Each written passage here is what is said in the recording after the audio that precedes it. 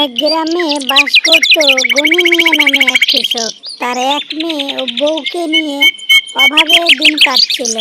সে ঠিক করে মহাজনের কাছে গিয়ে টাকা ধার নিয়ে বাজার করে নিয়ে আসবে। এই বলে সে মহাজনের বাড়ির দিকে রওনা দিল। যাই, সকাল সকাল মহাজনের বাড়িতে গিয়ে কিছু টাকা ধার চাই। মহাজনকে বলতে হবে আগের পাওনা সব মিটিয়ে দেব পরের মাসে। নতুন করে আমাকে কিছু টাকা ধার দিতে বলবো। যাই, মহাজনের বাড়িতেই যাই।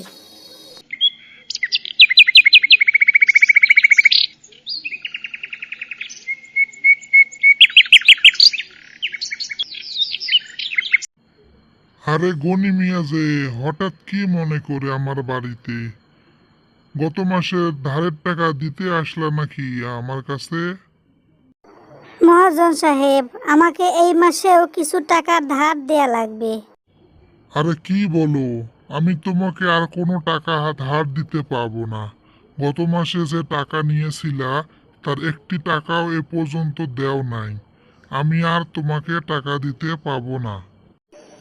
এমন করে বলবেন না মহাজন সাহেব। আমার মেয়ে 2 দিন থেকে না খেয়ে আছে। আমার জন্য সে অপেক্ষা করে আছে আমি বাজার নিয়ে আসবো বলে। এরকম কথা বলবেন না, আমাকে টাকা দিন। গনি মিয়া, আমি তোমাকে আর কোনো টাকা দিতে পারবো না। তুমি আমার কাছ থেকে চলে যাও, এখান থেকে চলে যাও। মহাজনের কাছ থেকে গনি মিয়া টাকা না পেয়ে সে মন খারাপ করে বাড়ির দিকে রওনা দিল।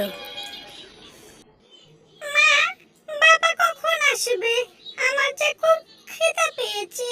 বাবা কখন আসবে? মা, আমার জন্য খাবার নিয়ে আসবে কখন? আসবে রে মা, আসবে। তোর বাবা বাজার নিয়ে আসবে, তোর জন্য খাবার নিয়ে আসবে। একটু অপেক্ষা করো, আসবে। তোমার বাবা আসবে। এদিকে গনি মিয়া মন খারাপ করে বাড়িতে এসে পৌঁছাইলো। এসে দেখে তার মেয়ে অপেক্ষা করে আছে খাবারের জন্যে। বাবা, আমার জন্য বাজার থেকে কি নিয়ে আসছো? আমার খাবার কোথায়? তোমার হাত যে ফাঁকা, বাজারের ব্যাগ কোথায়? তোর বাবা মনে হয় টাকা ধার নিতে পারে নাই, এজন্যে সে বাজার করেও নিয়ে আসতে পারে নাই। এসব কিছু দেখে গনি মিয়া চুপ করে মনে মনে ভাবতে থাকে, আমি জঙ্গলের দিকে যাব, যদি কিছু পাই, জঙ্গলে গিয়ে কিছু পাইলে আমার মেয়েটার জন্য কিছু খাবার নিয়ে আসব।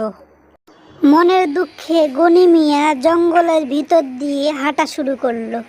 সে দেখলো সামনে একটি গাছ পড়ে আছে এবং সে ভাবলো কাঠ কেটে নিয়ে যাব।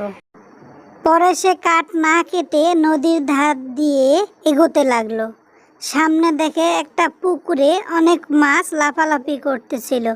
হঠাৎ সে থেমে গেল। সে মনে আনন্দে অনেকগুলা মাছ সে ধরে নিল এবং ভাবলো বাড়িতে নিয়ে যাবে। সে অনেকগুলা মাছ ব্যাগের ভিতরে ভরে নিয়ে বাসার দিকে রওনা দিল। সে মনের আনন্দে বাসার দিকে যাচ্ছিল আর ভাবছিল, আজকে মাছ দিয়ে আমার মেয়েটা ভালো করে সুন্দর করে ভাত খাবে।